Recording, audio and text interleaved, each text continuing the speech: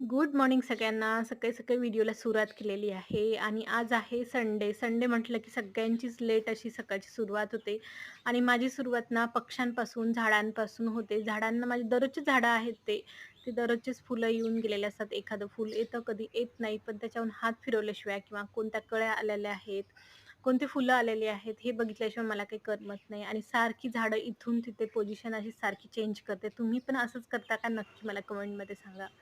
आणि माझी कॅरी बघू शकता तुम्ही गच्च भरलेली आहे. तर मला हे सगळे झाडं ना कट पण करायची आहे, कॅरीसुद्धा क्लीन करायची आहे. पावसामुळे ना सतत पाऊस पडल्यामुळं कॅरी किंवा झाडांची कटिंग वगैरे करायला सुद्धा वेळ भेटत नाही. तर जे काही सुकलेली फुलं वगैरे असतील ना, नेहमी जर कट करत राहिले तर आपल्या झाडांची ग्रोथ सुद्धा होते आणि त्याच्यावरती नवीन-नवीन कळ्या यायला मदत होते. तर हे तर पांढरा गुलाब बघू शकता तुम्ही आणि त्या अगोदर दाखवलं होतं मी, ती आहे सदाफुली. तर सदाफुलीवरनं नेहमी फुलं येत राहतात. नक्की तुम्ही सुद्धा 1-2 कलर ॲड करून घ्या. त्यानंतर मी स्वयंपाकाला सुरुवात केलेली आहे.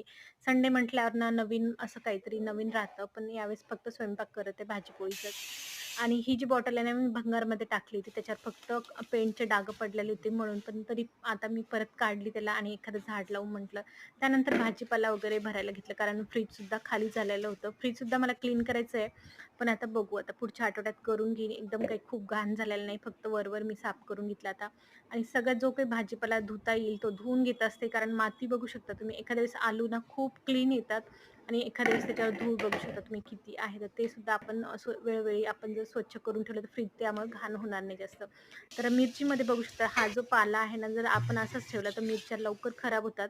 त्याच्यामुळे स्वच्छ जेवढं होईल तेवढं निवडून, स्वच्छ करून, धुवून ठेवता येईल ना, तेवढं धुवून करून म्हणजे स्वच्छ करून ठेवायचं. त्यानंतर जे काही फळं वगैरे आणली ते एका साईडला काढून घेतली मी आणि त्यानंतर हा व्हिडिओ आहे दुसऱ्या दिवशीचा 2 दिवसाचा व्हिडिओ म्हणून तुम्हाला दाखवत आहे.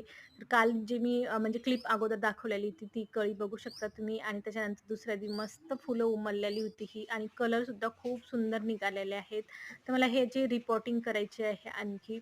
आता बघू पाऊस जेव्हा थांबेल तेव्हा मी करणार आहे. कारण माती तर मी 2-3 वेळेस टाकली होती सुकायला उन्हामध्ये, पण ती ओली झालेली आहे. तर बघेल आता. दुसऱ्या दिवशी म्हणजे टिफिनमध्ये बघा मंडेला काय देत आहे मी मुलींना, कारण दररोज पोळी भाजी खाऊन-खाऊन कंटाळा येतो त्यांना. तर अशा प्रकारे एखाद्या वेळेस पराठे बनवून देते मी. तर मुलं वेगळं काहीतरी म्हणून मग आवडीनं खातात सुद्धा. नॉर्मल जी काही पोळी असेल त्याला थोडंसं तेल लावायचं, तिखट मीठ टाकायचं आणि कस्तुरी मेथी किंवा सांबार टाकायचा आणि अशा प्रकारे पराठे गोल-गोल करून द्यायचे त्यांना. आणि टिफिनमध्ये भाजी काय देऊ असा दररोजच प्रश्न पडतो. तर अशा प्रकारे आपण एखाद्या वेळेस भुर्जीसुद्धा देऊ शकतो पनीरची.